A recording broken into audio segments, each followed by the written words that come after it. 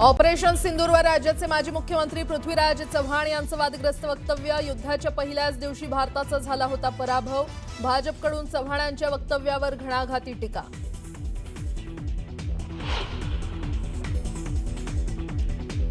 मुंबई महानगरपालिका निवडणुकीसाठी शिवसेना 125 जागांवर ठाम. नगरसेवक असलेल्या सर्व जागांवर शिवसेनेचा दावा, तर उर्वरित जागा वाटाघाटी करून वाटप करण्याची शिवसेनेची मागणी.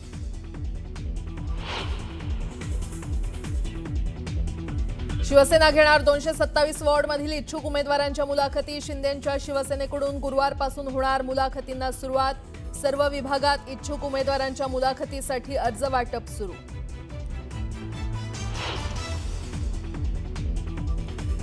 महायुतीसोबत किंवा महायुतीशिवाय अजितदादांच्या राष्ट्रवादीची तयारी पूर्ण. सूत्रांची माहिती. तर मुंबई पालिकेसाठी किमान 50 जागांवर तयारी.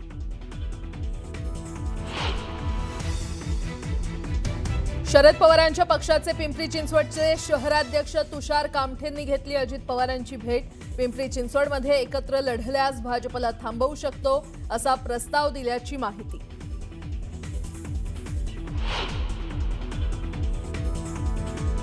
उंढव्यातील जमिनीसाठी पार्थ पवारांनी अप्पर जिल्हाधिकाऱ्यांना लिहिलेले 2021चं पत्र समोर.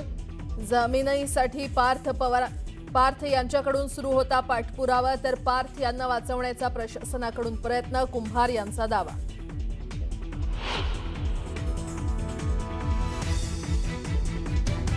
तुळजापूरमधील राडा मिटल्यानंतर पुन्हा कुलदीप मगर यांच्यावर पिंटू गंगळेच्या कार्यकर्त्यांनी हल्ला केल्याची प्राथमिक माहिती. जमावानं मगरांच्या घराबाहेर हवेत गोळीबार केल्याचं समोर. पोलिसांकडून तपास सुरू.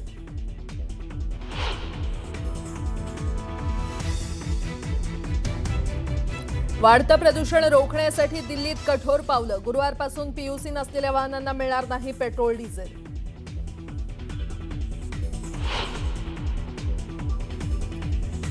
गोवा नाईट क्लब आग प्रकरणातील आरोपी गौरव आणि सौरभ लुथरा यांना कोर्टात अश्रू अनावर. तर आज गोवा पोलीस घेणार कस्टडी.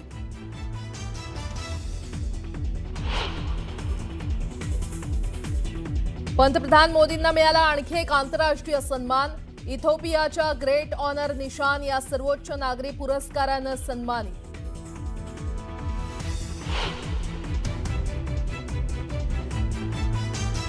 आणि फुटबॉलपटू मेसीनं केला वंताराचा दौरा. भारतीय परंपरांसोबत वन्यजीवांसोबत घेतला अविस्मरणीय अनुभव.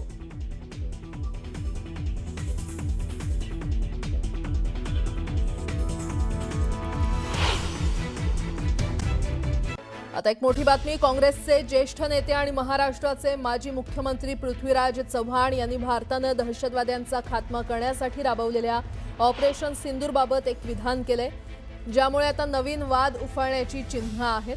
ऑपरेशन सिंदूरच्या पहिल्याच दिवशी भारताला दारुण पराभवाला सामोरं जावं लागलं आणि भारतीय हवाई दल पूर्णपणे ठप्प होतं, असं पृथ्वीराज चव्हाण यांनी म्हटल्याचं समोर आलंय. पृथ्वीराज चव्हाण म्हणालेत की 7 मे रोजी झालेल्या सुमारे अर्धा तास चाललेल्या हवाई युद्धात भारतीय बाजूचं मोठं नुकसान झालं. यावर लोक विश्वास ठेवत किंवा न ठेवत. एवढंच नाही तर त्यांनी असाही दावा केलाय की या दरम्यान भारतीय लढाऊ विमानं पाडण्यात आली आणि हवाई दलाचं एकही विमान उड्डाण करू शकलं नाही. तर भारतीय जनता पक्षानं चव्हाण यांच्या विधानावर तीव्र टीका केली आहे. भाजपनं म्हटलंय की काँग्रेस पक्ष भारतीय सशस्त्र दलांचा तिरस्कार करतो आणि सैन्याचं मनोबल खचण्याचा किंवा खचवण्याचा प्रयत्न करतोय. आणि त्यामुळे मग एक असा विषय निघाला की मग मोदींनी का मान्य केलं. पहिल्या दिवशी आपला संपूर्ण पराभव झाला. 7 तारखेला जे हवाई युद्ध अर्ध्या तासात झालं त्यामध्ये आपला टोटल पराभव झाला. हे कोणी मान्य करो वगैरे न करो. आणि त्यामुळे त्या दिवशी भारताची जी विमानं पाडली त्या दिवशी सगळा भारताचा एअरफोर्स हा ग्राउंड झाला आणि त्यानंतर एकही विमान उडलं नाही. शरद पवारांच्या राष्ट्रवादीचे पिंपरी चिंचवडचे शहराध्यक्ष तुषार कामठे यांनी अजित पवार यांची भेट घेतली. पिंपरी चिंचवड महानगरपालिका दोन्ही पक्षांनी एकत्र लढावी यासाठी अजित पवारांची तुषार कामठे यांनी भेट घेतली आहे. महानगरपालिका निवडणूक आपण सोबत लढली तर भाजपला थांबवू शकतो हा आमचा प्रस्ताव दादांना दिल्याचं कामठेंनी म्हटलं.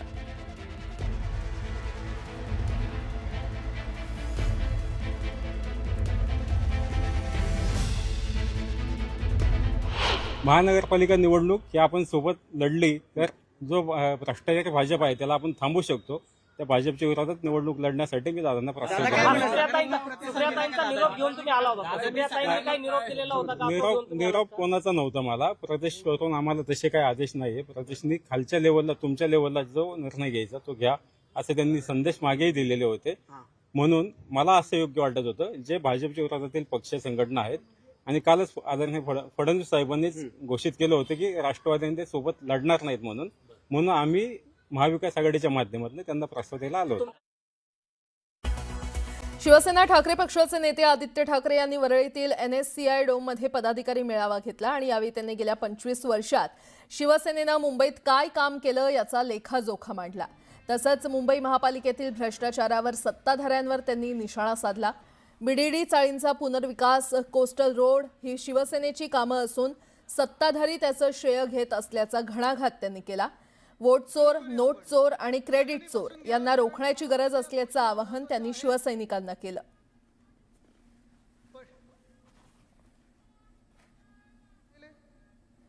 मुख्यमंत्र्यांनी इथेच एक कार्यक्रम घेतला, तरुण मुला-मुलींच्या सोबत घेतला, कॉलेजच्या मुला-मुलींसोबत घेतला आणि त्यांनी जवळपास सगळीकडे कोस्टल रोडचं क्रेडिट हे घेण्याचा प्रयत्न केला. पण आज मी हात जोडून भाजपला एकच विनंती करत आहे. मुंबईत अनेक कामं आम्ही केलेली आहेत. ती कामं लोकांसमोर आहेत. ती कामं कोणी केलेत हे मुंबईकरांना माहिती आहे. मग BDD असेल, कोस्टल रोड असेल, धरणं असतील किंवा सगळी जी उद्यानं असतील, अजून काही झू वगैरे, हे सगळी कामं आम्ही केलेत.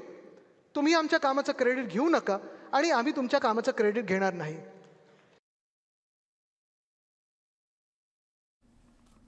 सातत्याने की जर तुमचं काही योगदान या मुंबईमध्ये असेल, भाजप आणि मिंदेंचं, ते फक्त मुंबईची तिजोरी लुटण्यामध्ये होतं. बाकी शून्य कॉन्ट्रीब्युशन आहे तुमचं. काही तुम्ही इथे काम केलेलं नाहीये.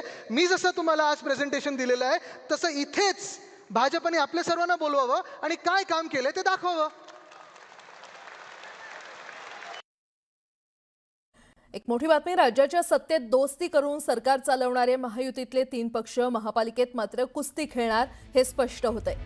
एका बाजूला जागा वाटपावरून भाजप आणि शिंदेंच्या शिवसेनेत जोरदार रस्सीखेच सुरू आहे, तर दुसरीकडे नवाब मलिक यांच्या मुद्द्यावरून भाजपनं अजित पवारांच्या राष्ट्रवादीला महायुतीत नो एंट्रीचा बोर्ड दाखवलाय. त्यातच राष्ट्रवादीशिवाय भाजप आणि शिवसेनेची पहिली बैठक झाली.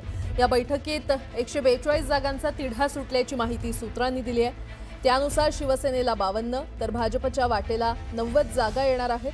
तसंच पुढच्या बैठकीत उर्वरित जागांवर चर्चा होणार आहे, तर 150 पेक्षा जास्त जागा जिंकण्याचा नारा महायुतीनं दिलाय.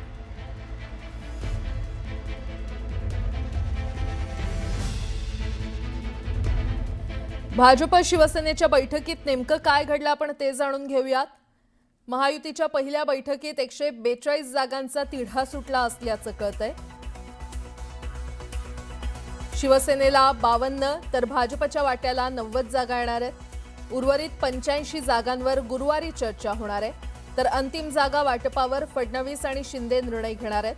ठाकरे आणि काँग्रेसच्या ताब्यातील जागांवर चर्चा यावी होणार आहे, तर महाविकास आघाडीच्या ताब्यातील काही जागांवर भाजपनं दावा केलाय. मुस्लिम बहुल वॉर्ड शिवसेनेला सोडण्यास भाजप तयार असल्याचं कळतंय. ठाकरेंची शिवसेनेच्या ताब्यातील जागा शिवसेनेला मिळणार आहे आणि दोन्ही पक्षांनी केलेल्या जागांवर शेवटी निर्णय होणार आहे.